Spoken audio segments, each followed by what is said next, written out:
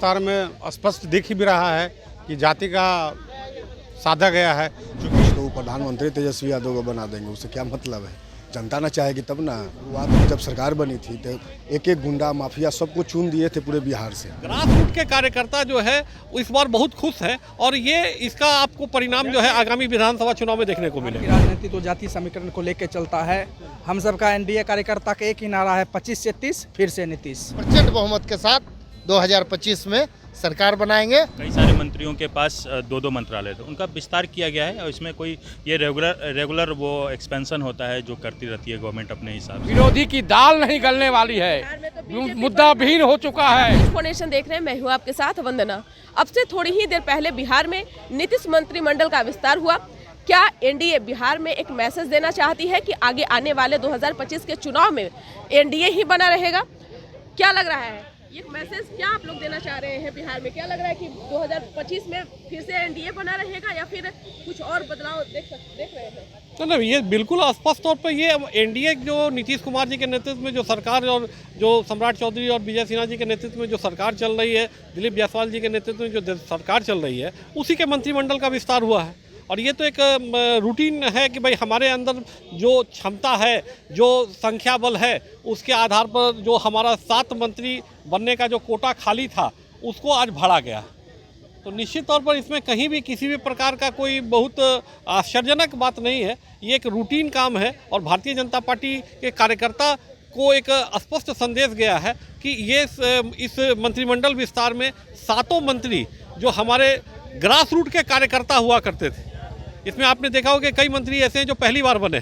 तो grass root के कार्यकर्ता जो है इस बार बहुत खुश है और ये इसका आपको परिणाम जो है आगामी विधानसभा चुनाव में देखने को मिलेगा। जाति को साधने का कोशिश किया गया है इस मंत्रिमंडल के विस्तार के जरिए, क्या कहेंगे? ये तो हर पार्टी में होती है कि जाति को साधा जाता है और इस मंत्रिमंडल विस्तार में स्पष्ट दिख ही भी रहा है कि जाति का साधा गया है, क्योंकि इसमें हर क्षेत्र के हर जाति के लोग को शामिल किया गया है। तो लग रहा है कि एक जाति समीकरण को साधने की प्रयास हो रही है, लेकिन वहीं दूसरी ओर यह भी कहा जा रहा है, विपक्ष का कहना है कि एक बार फिर से तेजस्वी यादव ही मुख्यमंत्री बनेंगे बिहार में। क्या आप मानते हैं सब? विपक्ष तो प्रधानमंत्री तेजस्वी यादव को बना देंगे, उससे क्या मतलब है? जनता ना चाहेगी तब ना। तेजस्वी यादव जो मुख्यमंत्री बनेंगे या आगे जो भी है विकास होगा, विपक्ष को चाहने से थोड़ी होता है। उस पब्लिक चाहेगी तभी कुछ हो पाएगा। पब्लिक का क्या डिमांड है? क्या इस बार बदलाव जो अच्छा चाह रही है या फिर नहीं, जो नीतीश कुमार जी ने काम किया है, आगे भी देखिए 5 साल। अब जब वो शुरुआत में जब सरकार बनी थी तो एक एक गुंडा माफिया सबको चुन दिए थे पूरे बिहार से। और जो सड़क पे लोग निकल के शाम के 6 बजे से नहीं जा पाते थे, अब वो फ्रीडम होकर घूमते हैं। इसीलिए नीतीश जी ही आगे भी जनता का यही है मांग और आगे भी यही रहेगी। जिस तरह से मंत्रिमंडल का विस्तार हुआ, क्या लगता है जाति समीकरण को साधने का प्रयास बिहार में किया गया? बिल्कुल, तो बिहार की राजनीति तो जाति समीकरण को लेकर चलता है। हम सबका एनडीए कार्यकर्ता का एक ही नारा है, 25 से 30 फिर से नीतीश। फिर से नीतीश। क्या लग रहा है कि एक इस मंत्रिमंडल का विस्तार होना, इतनी जल्दबाजी और 25 में विधानसभा चुनाव होना है, क्या मैसेज देना चाह रही है एनडीए बिहार में? एनडीए सरकार देना चाह रही है कि एनडीए एकजुट है, हमारे जितने घटक दल हैं सब एक साथ हैं। और इसमें देखे होंगे आप बारीकी से कि छोटे छोटे कार्यकर्ता को भी मौका मिला है मंत्री पद के लिए। और हम लोग का वही नारा है 2025 फिर से नीतीश। आप क्या कहेंगे? बिल्कुल, इससे साफ संदेश जाता है, हर वर्ग को सम्मान देने का काम एनडीए की सरकार करती है और आने वाले समय में हम लोग प्रचंड बहुमत के साथ 2025 में सरकार बनाएंगे और शांति का स्थापना करेंगे। आपका क्या होगा? क्या बेसिक क्वेश्चन है आपका? क्या लग रहा है जाति को साधने का प्रयास किया है एनडीए बिहार में जिस तरह से देखिए, मंत्रिमंडल? ये तो बिहार है और यहाँ जातिगत आधारित पॉलिटिक्स होती है, इसमें कोई दोहराय नहीं है। लेकिन हमारे नेता, माननीय नेता नीतीश कुमार जी के नेतृत्व में जो एनडीए की गवर्नमेंट है, हमने हमेशा बोला है कि पूरा बिहार हमारा परिवार और जितने भी बिहार के हमारे लोग हैं सब हमारे जाति आधारित से ऊपर उठ के हम लोग काम करते हैं, हर वर्ग हर जाति के लिए।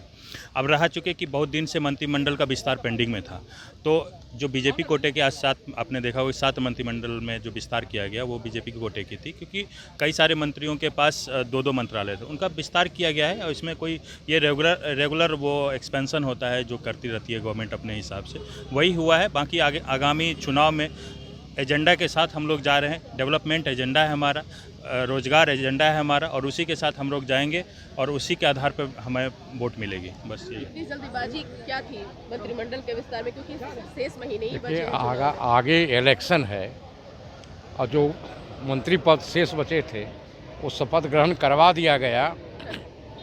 सबसे बड़ी बात है जो सोशल इंजीनियरिंग भी इसमें भीतर से सेट है, और बिहार में सड़कों की जाल है, नहरों की भरमार है, चमत्कार करने वाला नेता नीतीश कुमार है, और उनका फिर इस बार बेड़ा पार है। विरोधी की दाल नहीं गलने वाली है, मुद्दा विहीन हो चुका है। बिहार में कहा जा रहा है कि बीजेपी अब बड़े भाई की भूमिका में होगी, अब जदयू का कुछ नहीं है। कहीं कोई सबसे बड़ी बात है, डबल इंजन की जब सरकार हो गई है, इसमें बहुत ही तेजी गति से, द्रुत गति से विकास का काम हो रहा है, और विकास का काम के चलते ही जनता एक ही मत बनाई हुई है, दिमाग में एक ही सेट है, नीतीश कुमार जिसने दिया रोजगार, उनका फिर हम लोग कर रहे हैं इंतजार। 2025 में फिर 225 का 230 होगा, बशर्ते कि थोड़ा बहुत जो कोयला का चूल्हा का नीचे से कोयला को झाड़ दिया जाएगा, नया कोयला डाल दिया जाएगा, फिर नीतीश कुमार स्टैंडिंग पर बैठेंगे, नीतीश कुमार मुख्यमंत्री बनेंगे। तो आपने सुना कि क्या कुछ कहना था आम पब्लिक का, जिन्होंने कहा कि 2025 के विधानसभा चुनाव में ये भले ही जाति समीकरण को साधने का प्रयास किया गया हो, लेकिन क्या इसका फलाफल निकलने वाला है इस मंत्रिमंडल के विस्तार से, आगे उन तमाम अपडेट को आपको जरूर साझा करेंगे। धन्यवाद।